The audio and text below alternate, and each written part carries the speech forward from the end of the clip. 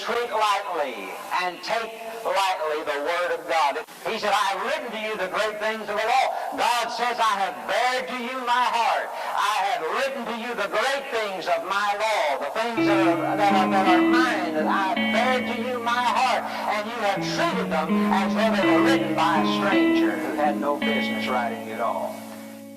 Yeah. Jeremiah 7, when you get to heaven. Rock, Yahweh. Shalom, planet Earth. Welcome back to TRU-TALK. Today we're going to talk about learning the ways of the Most High. Knowing the ways of the Most High. Not just that, but loving the ways of the Most High. You know, oftentimes the scriptures talk about how people despise his law, how people hate his ways. You know, it says people despise my commandments. And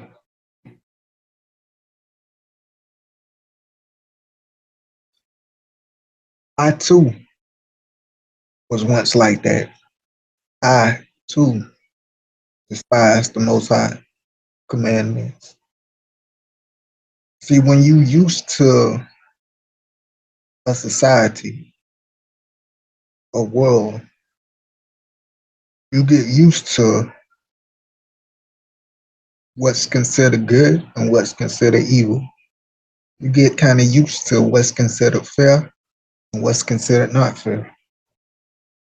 You know, my whole life growing up, as soon as I was able to remember, my mama told me what her mama told her. Life is not fair. So most of us grew up expecting to be mistreated, expecting to have something happen to us, and it just be wrong and not fair. And we'll go back and remember what we consider the wise sayings of our elders. Well, life is not fair. So we just swallow it and go on. And when we have kids, we tell them the same thing. And this is our way of preparing them for this wicked world. This is our way to preparing them to be disappointed. To let you know, hey, this is not paradise. You may work harder, do a better job, but the boss man may got a crush on the other lady and think she got a better body and a better face for the company. So they pick her instead. Or maybe they family and related. Or the color factor may come in, the race. What nation you belong to. So there were certain ways that was familiar to us. And the Most High ways was not familiar to us. When I first picked up the Holy Scripture and I started reading it, I despised the Most High words. I hated what I was reading. I didn't agree with it.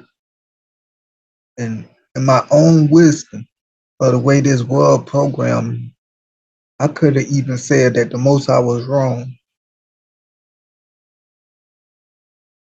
Like for instance, some of the hard pills that was hard for me to swallow and probably hard for others to swallow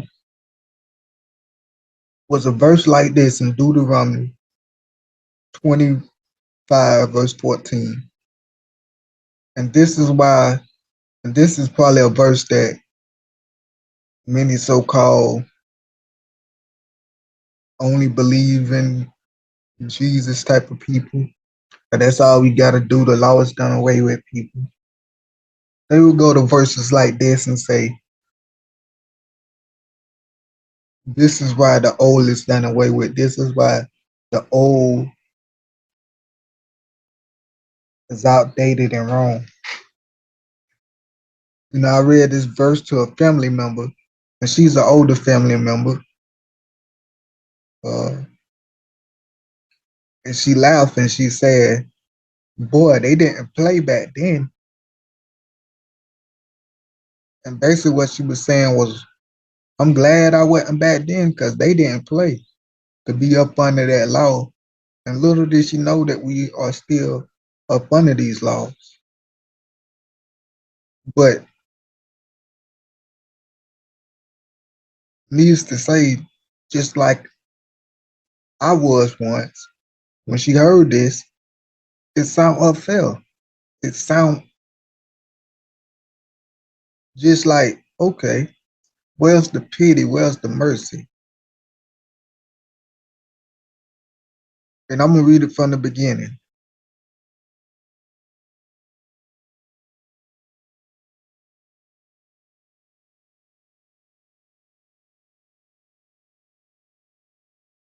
Deuteronomy 25:11-12. When a man strive together, or when two men are fighting, one with another, and the wife of one draw near for to deliver her husband out of the hand of him that smites him. So the wife, like you expect any wife to do, that cares about her husband. She see her husband getting beat down. She see her husband potentially losing the fight. It don't go in details, just say she went to save him from the man that was smacking him. So apparently, the man was hitting her husband, and she felt the need to save him. Nothing wrong with that, right? Nothing wrong with, out of love and compassion, going to save your husband, right? It says, but in put forth her hand, see, it wasn't really the fact that she was going to save her husband, but it was the act that she did to save her husband. And put forth her hand to take him by the secrets.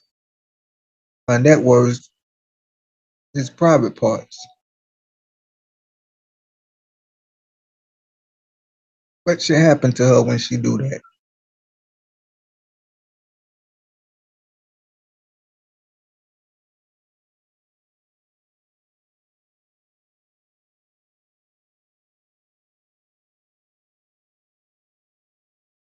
It says, thou shalt cut off her hand. Thy eyes should not pity her. Now, when I heard this, I was like, what? This is just, in my eyes, I thought was wicked. And it says, thou should not pity her. And I was like, why not? Shouldn't you have mercy? But when I start to know that's back when I didn't know the ways of the Most High. You know, in the Psalms, they tell us, I believe it was David that said he wanted to know the ways of the Most High. And in different verses tell us that, that many people don't know the ways of the Most High and that we should know the ways of the Most High. This was back when I didn't know the ways of the Most High. I was only familiar with the laws of this nation.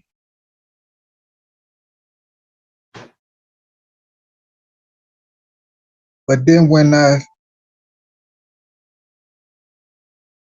Most High gave me a new heart and a new eyes, and I came to see that his way was better.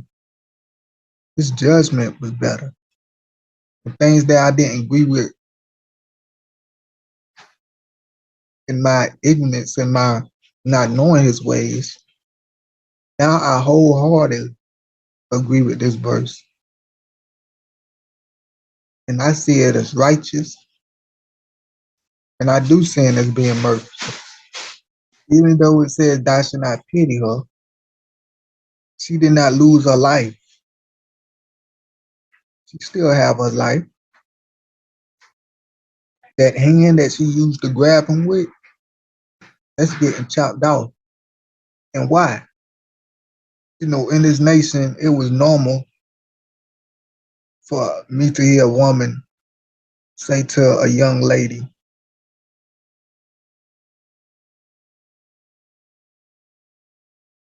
to fight with a boy. And they'll say, you got the advantage. Yeah, he's stronger and faster, but you got the advantage. All you got to do is kick him in his balls or kick him in his private part. And see, they would encourage the young ladies to not bite down or to respect a man, but says, no, you stand up to a man, you go toe to toe to him because he got a weakness. All you got to do is kick him between his legs and he going to fall like a brick, being pushed off the table. He going to hit his knees and he going to cry. So basically they was teaching women that you can easily beat a man.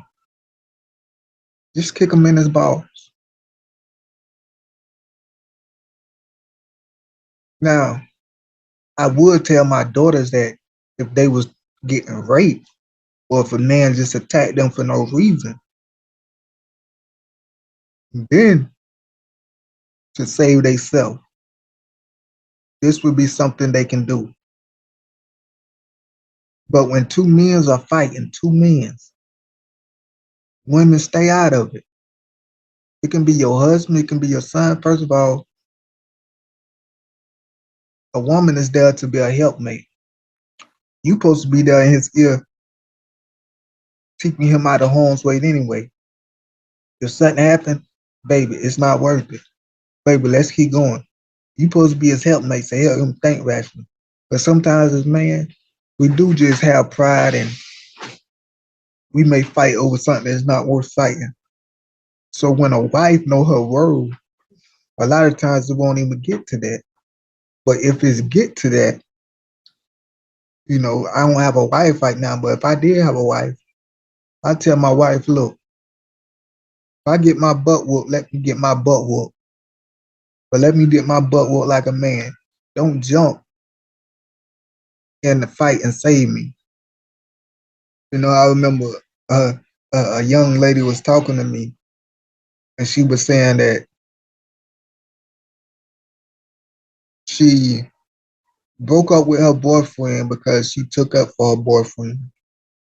And I was like, what? That don't make sense. And back then I was young, I didn't understand. And she was like, yeah, he was getting in a fight and he was getting his butt whooped. So I jumped in and I knocked the dude out. And she was like, he was mad at me for that for like 2 weeks. And that we was fussing and fighting. And he was saying that I shouldn't have jumped in. He was like, that was his fight. And if he was going to get knocked out, he should have got knocked out. And she was like, I think he just was embarrassed because he was getting beat and I came and knocked the man out and saved him. I was like, yeah, he probably is jealous. Every man, it seems a good idea to say, hey, I got a woman that'll ride for me. But really, every man, they don't want to be embarrassed. They don't want a woman to have to fight a man and beat up a man for them. It takes their manhood. It's like, when I was young, I didn't understand it. But when I got older, and the Most High gave me his wisdom and not the wisdom of the world, I understood. If I get knocked out, let me get knocked out, babe. But let me fight like a man. Don't interfere. The only time you interfere if you feel like it's near death and you feel like he's killing me. Then there's alternative. You can cry out. You can jump over me and cover me and say enough. So then if he attack you, now you got a right to defend yourself. But in this case, this woman knew how to bring a man down as most women know, an easy way, because they know they can't just fight a man straight up. And she seen her husband in need, and she went and did that one move that she knew that was going to bring a man down. She grabbed him by his private part. And see, when I look deeper in this,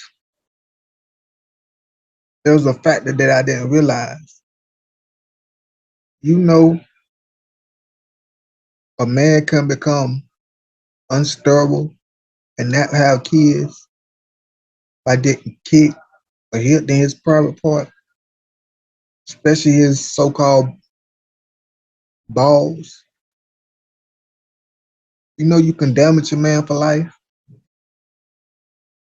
And what should be a price of making a man sterile where he cannot have kids no more? Like, how many lives you took? And we're not talking about life, we're talking about descendants, generation to generation.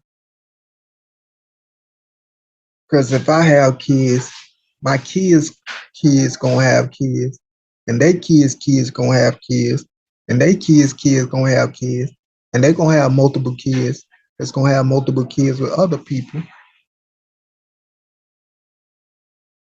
And when you kick a man in his balls and perhaps damage that function where he can't produce kids, you cut off a whole bloodline, a whole descendant of people coming through him. That alone should be dealt. When you think about the life that was not even was taken before they even have a chance to live. Like, that's like being a mass murderer without even killing nobody, because you just killed the whole descendants of people, perhaps. But yet the woman don't get death from this. She only get a hard lesson that when you kick a man in his balls, you can take away his livelihood. You can take away his function to be able to produce, not only have kids, but his function to be able to function to even have sex, to even have pleasure. So if you balls enough to do that and risk taking that man life, risk taking life that was never here, his descendants, because you can make him sterile, or risk damage him so he cannot get it up no more and be able to perform. Shouldn't you have something that's dear to you taken away to show you how serious this matter is? To show you that you're not supposed to go around playing around and see, when you in the world, you just think that your private part is just something to stick in a woman to have pleasure and to use the bathroom with. But when you come into the knowledge of the Most High, you realize that that's the family jewel, that's this precious and important part of your body. It's going to give you sons and daughters and keep your name going. And it's not just to be sticking in everybody and anybody, only your wife. And it's not for everybody to see, to touch, and to feel on. That's why it's called private part, a secret part. It's something very precious, something that's kept to yourself and your wife, something that only your wife get the pleasure to see and know how it looks. Now we're talking about this now. You got to go into porn and how many of these women and men just show themselves to millions of people. And you see how wicked it really is. Just for the people that's on the other end like us can get aroused, because it's in our nature to get aroused when we see someone's secret part, a private part. When we see things that supposed to be covered and left only to your significant other, only to your wife or your husband. Like that's the treasure that only imagine, women and ladies. I know it's in this society, it's not impossible, but it's far-fetched. Imagine women that you marry a virgin, or marry men that you got married to a virgin woman, and the only person that seen her tits, her private part, her booty, her neighbor, the only person that seen certain parts of her body, other than her daddy and mama when she was younger, was you. That's why that's something. That's why there's pride in that. And not only there's pride in that, but you know how you'll be able to hold her. She'll be able to embrace you, knowing that y'all are the only one that there wasn't no other men before you touching her like that, hearing her moan like that, making her feel good like that, but you the only one. She knowing that she's the only one that's giving you the sex that you giving that's making you feel that pleasure. Besides, getting to another statement, if you're gonna just marry other wives or just her, but nevertheless, when you start to re-reigns and the Most High, when you become a new creature and get a new heart, and He give you His spirit, and you don't have the spirit of the world, the Most High ways become beautiful to you. The Most High ways become the only way to live. But most people, like my aunt, when I read this to her, would be offended. And they'll say, boy, it was hard. Boy, why did they have to do it? I'm glad I didn't live back then. There was some crazy stuff. Not understanding that the beauty in this judgment, that this was righteous judgment.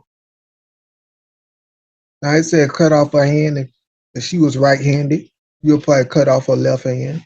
She was left-handed, you'll probably cut off her right hand, so she can still be able to work and do, have a decent life, be able to work without being hindered. But every time she look and see that hand missing, you'll realize that your hand is missing because you a whole. If you would have hit that man and damaged that man, and just say she did, what's more terrible? If you right-handed, what's more terrible? Your left hand missing, or whole descendants of people that could have been born missing? What's more terrible, your hand missing, or as a man, you not being able to get up to please your wife because some woman hit you in your private part? Because who knows, it probably was her husband probably was smacking off and deserved to get a butt whooping.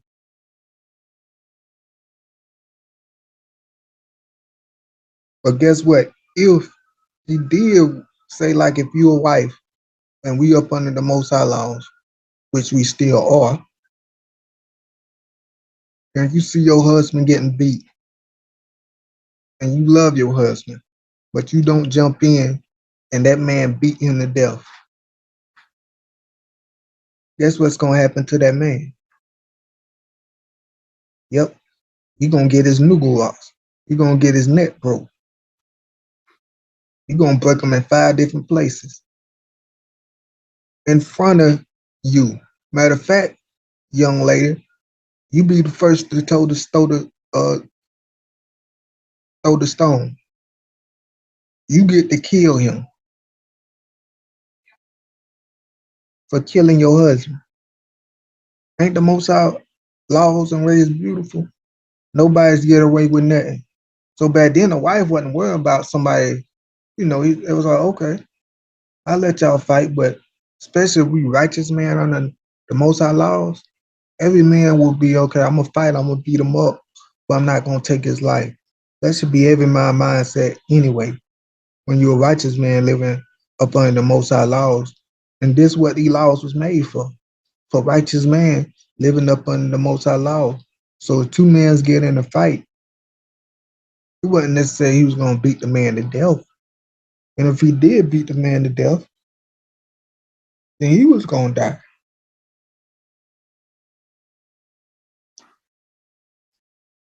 It's every judgment they choose. And from my understanding, if it's stoning, the wife should be the first one, or those that witness the incident be the first one to stow the stone. Even his own wife, if his wife witnessed him beat another man to death, and she had to tell the truth and confess that, she had to be one of the ones. Whoever witnessed, the witnesses had to be the first ones to cast the first stone. So how much justice that is? Say he do kill this man in front of his wife, but what's the punishment? Now your wife gonna have to kill you in front of everybody, or have hands in killing you in front of everybody. See how the Most High ways are beautiful? But this is not for, we don't want to have a nation full of just one-handed women. This judgment was one to fear people, to not to do this. So if you do this the consequences. So if you don't do it, you won't get your hand chopped off. So you ain't got to worry about getting your hand chopped off. Just don't kick a man or hit a man in his private part. How hard can that be? And like women's walking around here like, man, I just can't help it. I just gotta hit a man in his private part. But if I do, I'm gonna get my hand chopped off. Man, the Most High is evil. Why don't he just let me hit the man in his private part? Nah. But then when we talk about, let's see,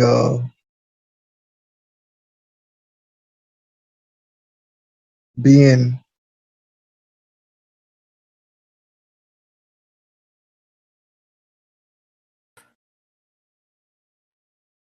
when we talk about being righteous and living under the Most High laws, it's not as hard as people make it out to be a thing. A lot of times, the scripture said the Most High ain't give us the spirit of fear. And people use fear tactics when it comes with the Most High laws. One of the things I heard somebody say was, there's over 613 laws. First, I said, have you counted them?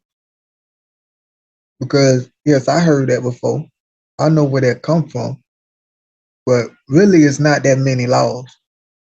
Because most of the laws are to the priesthood. So it's only for the priests and how the priests supposed to perform with the animals in the priesthood. So that does not concern whole Israel, only the priests. And that's most of the laws. And then you got other laws that only consider when we go to war, or laws that's only come in effect if this and that happens. But all these laws can be kept with just two commandments. Love the Most High as you love yourself, and love your neighbor. And you can keep all the commandments. Like, when people say there's over 600 and something laws, I say, do you know it's over 1,000 and something traffic laws? But every day you manage to keep it and not get a ticket. Now, if you driving down the road and you just turn around, make a big U-turn in the middle of the road, you know that's wrong. You know you're breaking the law. Out of 1,000 something traffic laws to follow, and majority of us don't even know 70% of them. How do we manage to keep them? Simple. We just follow the basics. Just stop at the red light, yield at the yellow light, go at the green light, and that's what the 10 Commandments is. The 10 Commandments is the basics. But if you love the Father with your whole heart and you love everybody else as you love yourself, that's why it says this fulfillment of the law. Because if you do that, you're not going to break the other ones.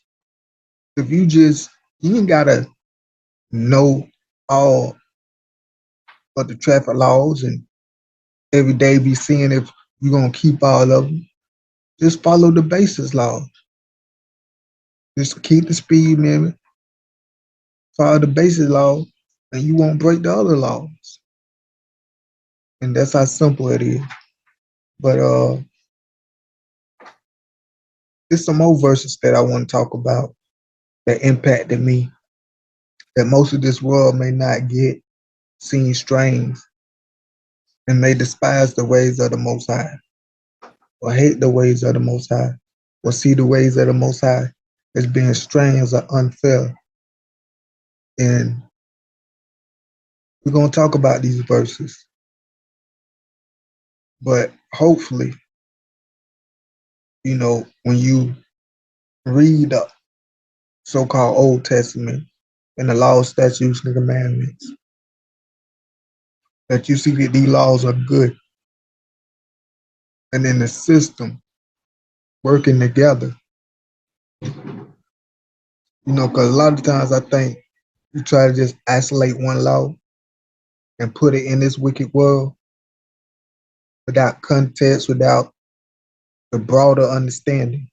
But when you put all the laws in a righteous world going together, knowing that one law is connected with the other law,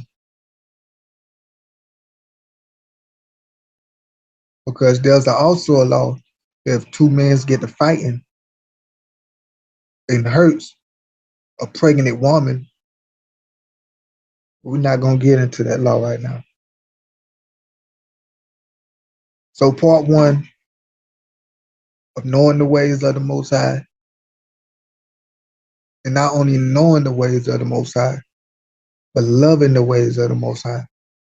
Because there's many people that despise the ways of the Most High. And in their own righteousness, it's not righteous at all to call the Most High evil and wicked and unmerciful, when He's more merciful and righteous than anybody. Till next time, Shalom.